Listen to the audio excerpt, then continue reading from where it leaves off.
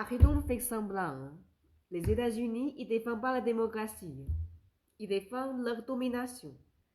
Et quand quelqu'un ose dire non, ils frappent.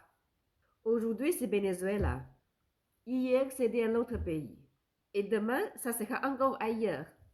Je sais exactement ce qu'on essaie de faire croire. Une opération nécessaire. Une intervention justifiée. Mais regarde bien, c'est toujours le même scénario. Un pays décide de ne le plus obéir, de choisir ses partenaires, de vendre ses ressources l'autrement, et soudain, ce pays devient une menace.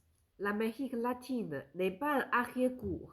Ce sont des peuples, des pays qu'on a pillés, sanctionnés, étouffés, toujours avec des beaux discours, toujours avec des leçons de morale. Mais au final, toujours les mêmes qui décident, toujours les mêmes qui payent.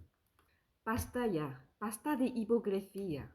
América Latina no necesita bombas, no necesita tutores, no necesita empleos que vengan a explicar la demografía. Nos han saqueado, castigado, humillado durante décadas y todavía quieren que lo digamos gracias. No. Parlons franchement, le vrai problème, ce n'est pas le Venezuela. Le vrai problème, c'est le dollar.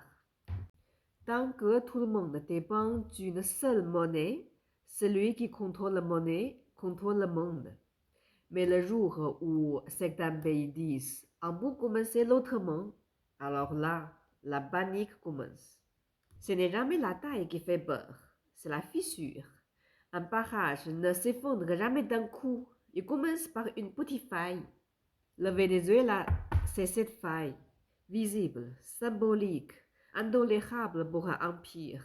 Ce qui rend Washington fou, ce n'est pas un discours idéologique, c'est quand les routes se construisent, quand les ports fonctionnent, quand les machines avancent sans demander la permission, un pays qui pour construire seul devient incontrôlable。这根本不是情绪问题，也不是站队问题，这是美国凭什么一直说了算的问题。全世界必须听他的声音，用他的货币，按他的规则办事儿。你不听，你不配合，那我就制裁你，封锁你，甚至直接动手。这就是霸权，赤裸裸的霸权，而且越来越不遮掩了。所以，当有人开始不认美元，不按美国的剧本走的时候，美国一定第一个跳出来翻脸。因为他真正怕的从来不是哪个国家强不强，而是全世界突然发现原来可以不用听他的，这才是他最受不了的事情。Drogue, droit de l'homme, sécurité, toujours le même mot, toujours le même excuse. Mais quand on regarde les faits, le discours s'effondre. Ce n'est pas une croisade morale, c'est une démonstration de force. Et ne te trompe pas, ce conflit ne concerne pas que l'Amérique latine. Il concerne tous ceux qui refusent de vivre dans un monde à un seul maître. Je m'appelle Xue, je suis la directrice des profs chinois Xue ici en France. Je suis professeur de chinois et je décode la culture chinoise. 2 fois par mois, au début et au milieu de chaque mois, je propose un cours gratuit de chinois spécialement conçu pour les personnes sans aucune base.